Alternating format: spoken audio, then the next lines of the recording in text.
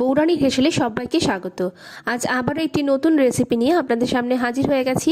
আজ আমি বানিয়ে দেখাবো বাঙালির খুব জনপ্রিয় একটি রেসিপি, মুড়ি ঘন্ট। চলুন দেখে নেওয়া যাক আমি কিভাবে বানাচ্ছি। প্রথমে কড়াইয়ে আমি সর্ষের তেল ব্যবহার করছি। এবার এখানে আমি যে মাছের মাথাগুলো সেগুলোকে ভেজে নেব। আমি এখানে কাতলা মাছের মাথা ব্যবহার করছি, প্রায় 400 গ্রাম মতো মাথা আমি এখানে ব্যবহার করছি। এবার এটাকে খুব কড়া করে ভেজে নিতে হবে।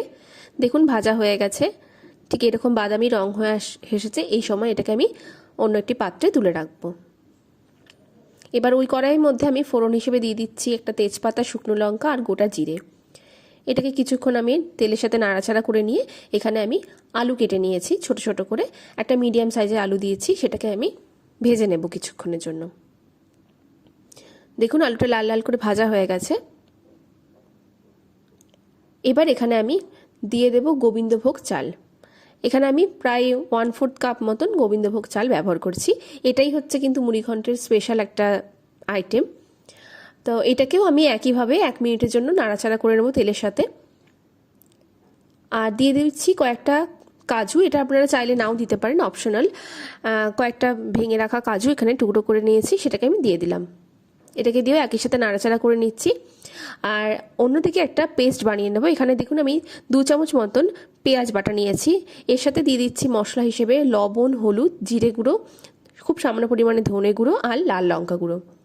এবার এই মশলাটাকে আমি এখানে অ্যাড করে দিলাম আর বেশ কিছুক্ষণ এটাকে আমি কষিয়ে নেব। লো হিটে এটাকে কষাতে থাকবো। প্রায় 2 মিনিট মতন কষানো হয়ে গেছে। এবার এখানে আমি একটা টমেটোকে ছোট টুকরো করে নিয়েছি, সেটাকেও অ্যাড করে দিচ্ছি।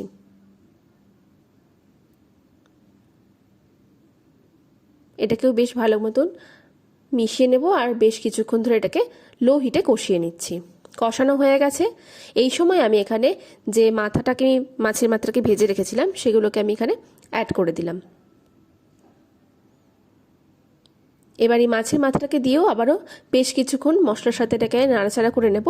নাড়াচাড়া করা হয়ে গেছে। এবার আমি এখানে পরিমাণ মতন জল দিয়ে দিচ্ছি, প্রায় 2 কাপ মতো জল এখানে ব্যবহার করেছি। আর এটাকে আমি লো হিটে 5 মিনিটের জন্য ফুটতে দেব, যাতে যে আতপ চাল যেটা আছে সেটা যেন খুব ভালো মতন সেদ্ধ হয়ে আসে। দেখুন 5 মিনিট পর ঢাকনাটা খুলে দিলাম। আর এটা একটু মিষ্টি মিষ্টি খেতে হয়, তাই খুব সামান্য পরিমাণে এখানে চিনির ব্যবহার করলাম।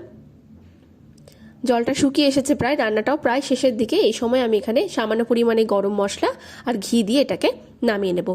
খেতে খুবই ভালো হয়। আর এটা তো সবাই জানে, বাংলার খুব ঐতিহ্যবাহী এটা রান্না, মুড়ি ঘন্ট।